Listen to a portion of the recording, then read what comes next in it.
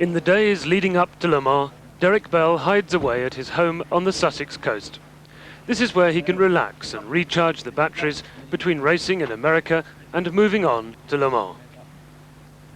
Nobody knows this race better than Derek, and this year his son Justin goes to the south for the first time. It's a family tradition for the Bells, this race.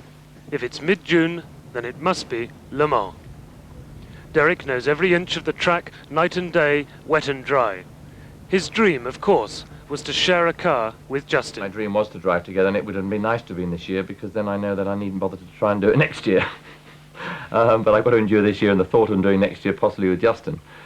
No, but it would be great if we could have been in the same car. But I mean, actually, when I think about it, perhaps it's better he grinds his teeth on somebody else's car and thrashes their gearbox to pieces rather than does it on mine and I get the blame for it, you know.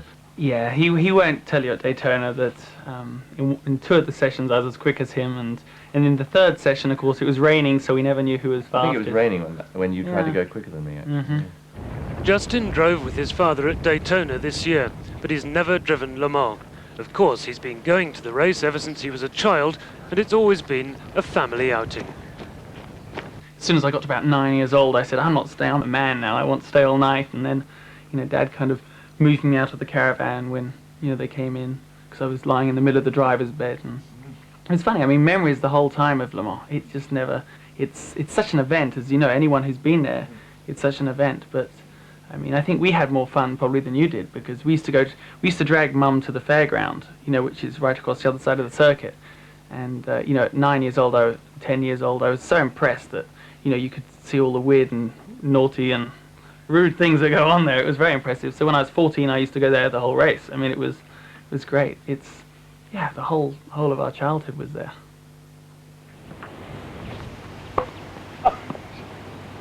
Well, I tell you, I hope you can drive that car up better than you can play tennis. I thought you might have picked up a bit more from me, actually. The days before Le Mans were spent keeping fit and preparing for the marathon of 24 hours at a racetrack. The mental effort is perhaps the toughest part of this race.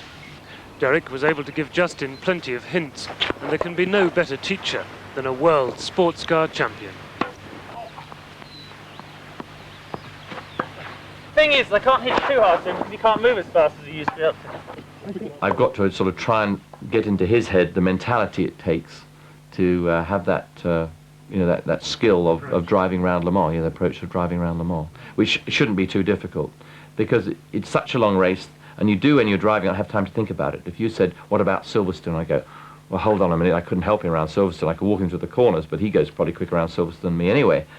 But Le Mans is not the speed, it's keeping out of trouble's way, and the things I've sort of tipped him on have been saying, which is a very logical thing to say, but you have to almost say, as he puts his helmet, a lot of drivers, when they put their helmets on, their brain goes into neutral.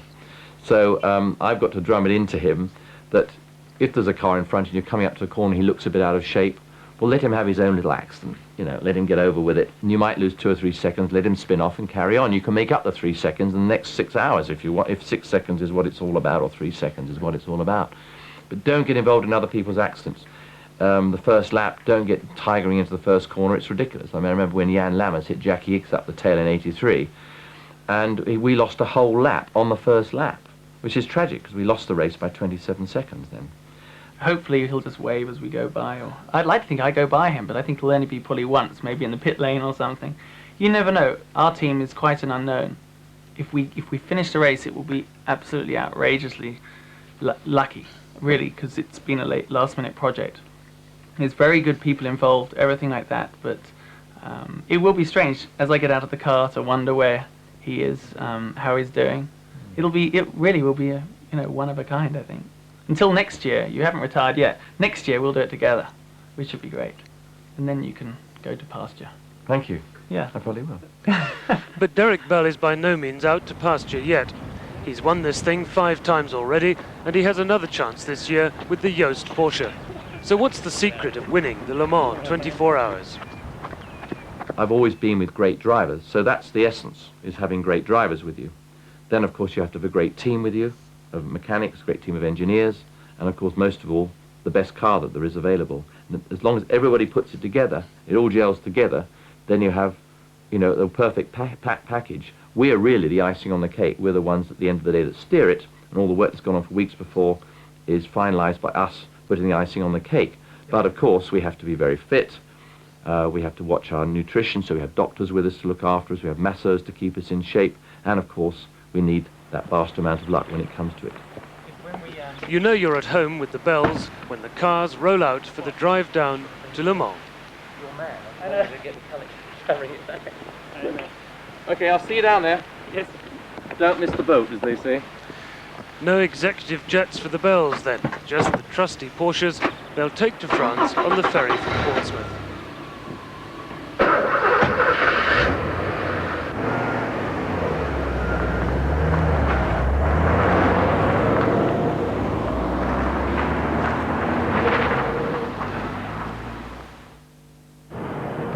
We get some lovely parts of old Portsmouth in a minute.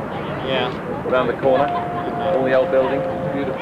Derek enjoys taking a leisurely route to the race, but still he's chased by the autograph hunters. What's your name? Well, we have 24 minutes, eh? Morning. Morning. Not a word about the autograph tour then? No. Well, actually just talking to the So fast, so right. We're watching Car 956. From Cherbourg, the bell convoy heads south to La Charge, a delightful town just a few miles south of the circuit. Here they stay at the Hotel de France, the base for so many Le Mans teams in the past. Tout va bien? Oui, merci. Tout va bien? Oui, merci. Bonjour, ça va? It was here that Aston Martin came in the 50s and the Ford GT40s in the 60s, and now it's time for Justin to catch up on some history. And that was 10 years ago. That was the 50th anniversary of Le Mans. You got a copy? Did you? I think so, somewhere. Well, I've seen it recently, so I suppose I have somewhere. And then, of course, we've got various other pictures of drivers that actually probably didn't drive at Le Mans. I don't believe Jimmy Clark really drove at Le Mans. And that's Mike Hayward, who I drove in '74. Golf Mirage, yeah. I mean, this is the picture of the Aston Martins when the Aston Martin Works team used to stay here. Down the road. Right outside the back door, and then they used to drive to the circuit every day. And he was in his island, putting his gloves on. Amazing. He drove in those cars, I think. Picture of your golf. Yeah. Amazing. Jackie, that was the year he won. He won with that Jackie 69 Oliver. before you. That's where I went to. That's the one victory he's got more than you. That's right, yeah. Jackie Oliver now runs Arrows. He's so happy these days. Yeah. And finally they reach the town of Le Mans itself, and the atmosphere begins to build. Derek spends £60 on a brand new pair of driving boots, another Le Mans tradition. 670 Frank. This year he's driving a Porsche for the Yost team,